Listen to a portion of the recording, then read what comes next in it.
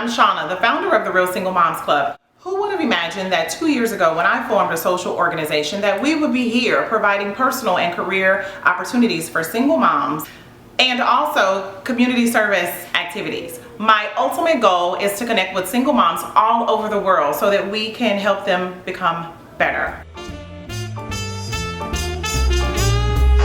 Join us as we redefine the image of single moms.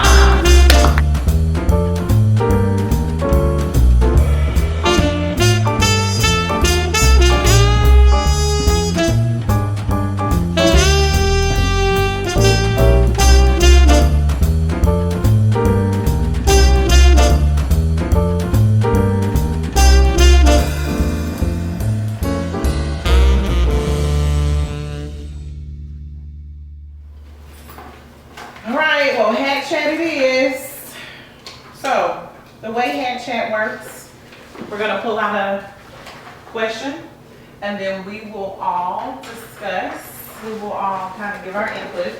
Everything is anonymous, so nobody knows who put the question in here.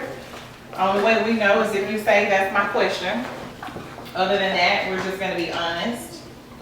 And we're all grown, although we are praying women, we all are real, right? That's why the name of the group is the Real Single Moms Club, because we deal with real life issues. What is your take? Okay, so when you sit around the room and you hear all of these African American women say the quality of man, and just I'm gonna ask this question because you date African American guys. Mm-hmm. What is your thought of the quality of a black man? Do you find that it's that there's a shortage in them, or do you find that it's more of, and this is, we're gonna totally be honest, so do you find that we are a little bit more hardcore?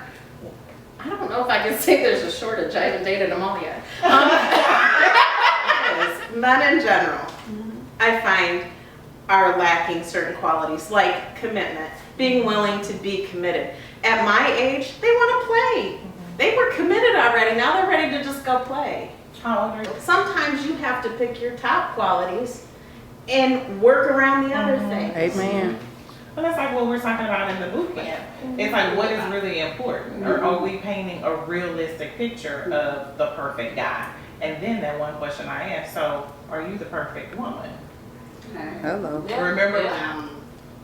You know, they're in contact with their father, they love their father.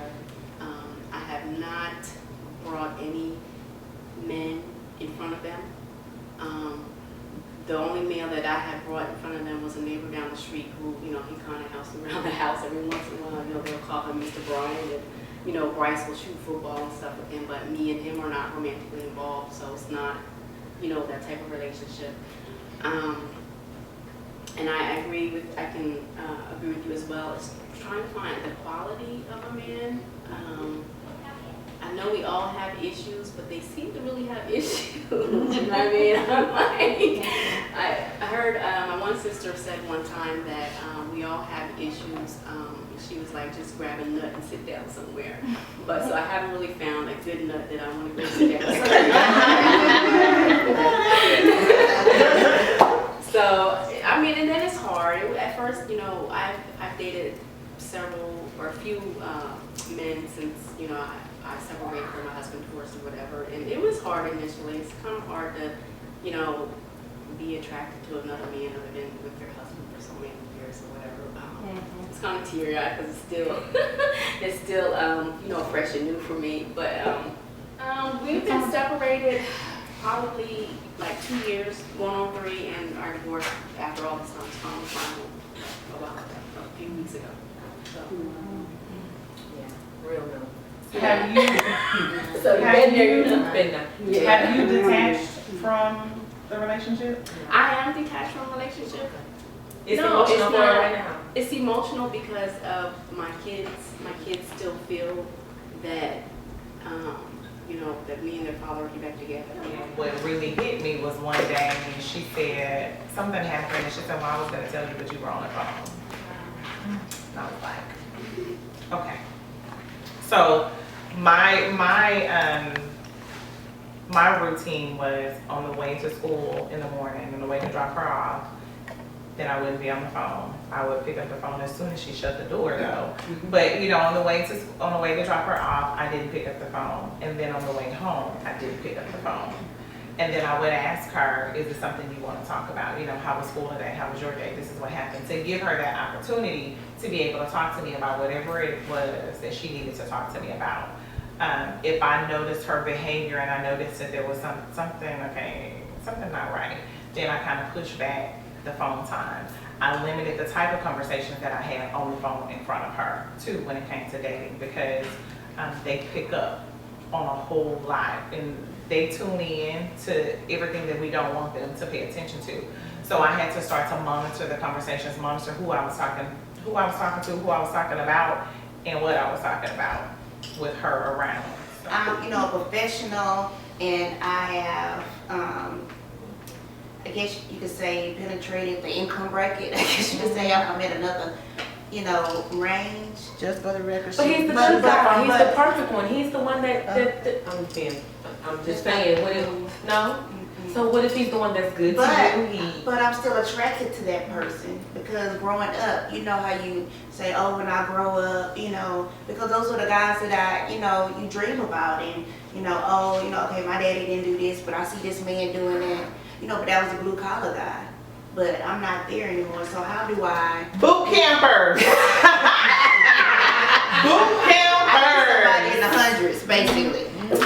So, Okay, but what's this is really a boot camp thing. And this is why I tell people it's so important for us to get involved in this boot camp. This is part of boot camp, dealing with what your vision was as a child and what reality is today. Yeah. The more we become better, the more we get involved with different things, we attract differently. You attract differently. You attract different as you start trying to become a better person, because that trash that was approaching you before won't even approach you because you have a different aura about yourself. So you continue to do stuff. You might have to go on strike for 30 days and just totally focus on you. Who am I? And I tell everybody that's the most painful thing. The most painful thing, just like us going through this boot camp, we crying all the time because it's like, oh my God, you want me to write a love letter to myself? You want me, you know, but the most painful thing is to sit back. The most painful thing and the most important thing that a person can do in their life is to sit back and do some self-assessment.